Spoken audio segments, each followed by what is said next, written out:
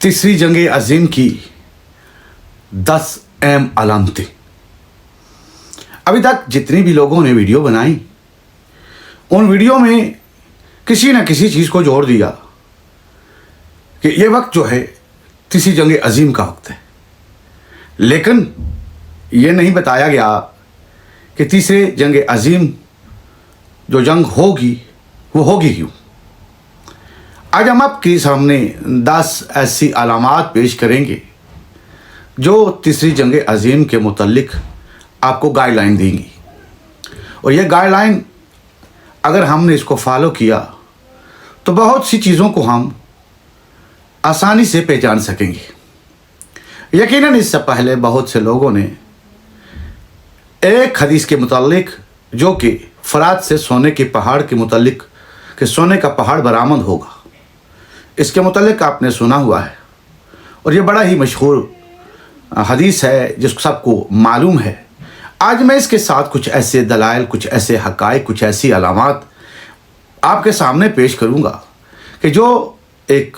जंग के बारे में नक्शा खींच रही हैं, और वो मकाम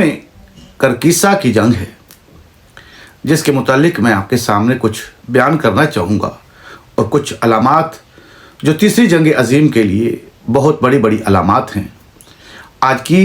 इस वीडियो में मैं आपको उन तमाम चीज़ों के मुतालिक बताऊँगा, और आइंदा आने वाली वीडियोज़ के अंदर भी हम इस मौजू को लेके चल रहे हैं। सुनने वालों से ये मेरी गुजारिश है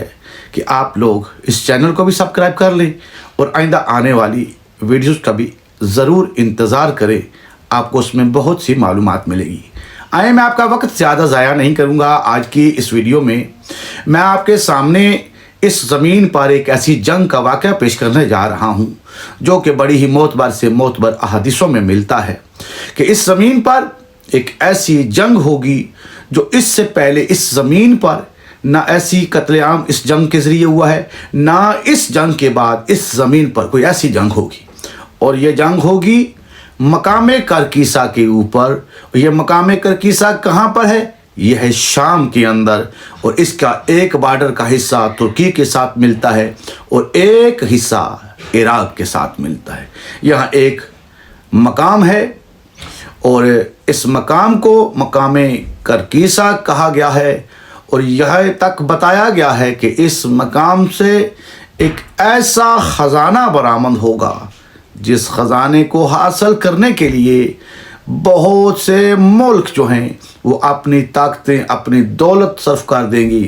ताकि हम इस पर कब्ज़ा कर लें और इस ख़जाने के मालिक बन जाएं। और इस ख़जाने को हासिल करने के लिए वो कत्ल आम करेंगे, और इस ज़मीन पर इतना बड़ा इस मकाम करकीसा के ऊपर कत्ल आम होगा कि इसके मुतल्लिक़ ये मिलता है कि 10 में से 9 लोग मारे जाएंगे, और दूसरी रवायत में मिलता है कि 9 में से 7 लोग मारे जाएंगे। इतना बड़ा कत्ल आम होगा इस ख़जाने को हासिल करने के लिए। ये मकाम करकीसा के ऊपर सारा ऐसा कुछ होगा, और उसके बाद जो लोग मारे जाएंगे ये ज़मीन इंसानी लाशों से भर जाएगी, और फिर ये मिलता है कि उनको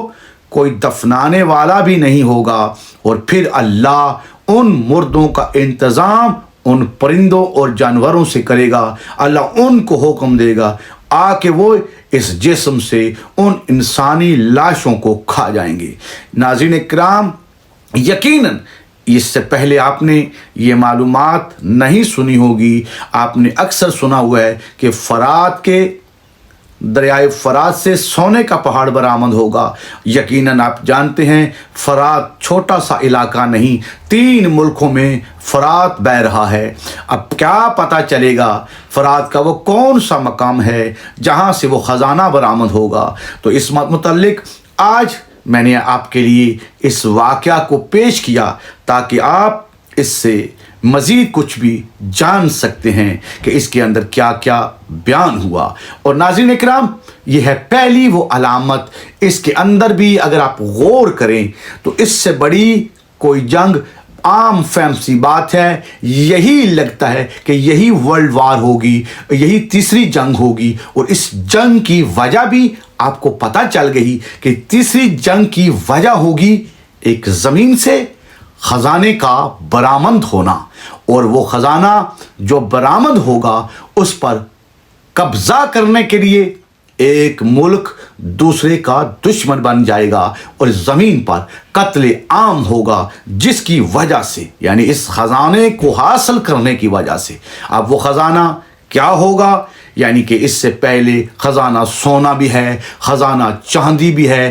तेल भी है, लेकिन इसके बाद अभी हमारे दौर में यूरेनियम के जो ज़खायर निकले हैं, जो इस वक्त अमेरिका जो ईरान पर हमले कर रहा है और ईरान के साथ दुश्मनी कर रहा है, नाज़रीन इकराम, वो ख़जाना जो अभी इस सदी में बरामद हुआ, और वो हुआ भी, और जो मिला और जिसको मिला वो है ईरान, और ईरान के पास वो ख़जाना क्या है, वो यूरेनियम है। लेकिन हम ये नहीं कह रहे कि इस हदीस के अंदर जो बात हुई है ये वही है, हम कुछ कड़ियाँ आपको बता रहे हैं कि मौजूदा इस वाक़या से पता चलता है कि ये ख़जाना कोई इससे बड़ा ख़जाना होगा, जिसको हासिल करने के लिए हर मुल्क की यही कोशिश होगी कि वो दूसरे को मारे और उस पर कब्ज़ा करे। नाज़रीन इकराम, आइंदा आने वाली वीडियो में मैं इंशाअल्लाह इसके मुतालिक तफसील से आपके सामने वो मालूमात जो अहादीस और तारीख़ की किताबों में मौजूद है वो आपके सामने बयान करूँगा। इस मेहनत को दीगर अफराद तक भी पहुँचाएँ और देखें कि जो मौजूदा दुनिया के हालात चल रहे हैं, इस वक्त एक तरफ फ़कत ईरान अकेला खड़ा है और दूसरी तरफ बहुत से ममालिक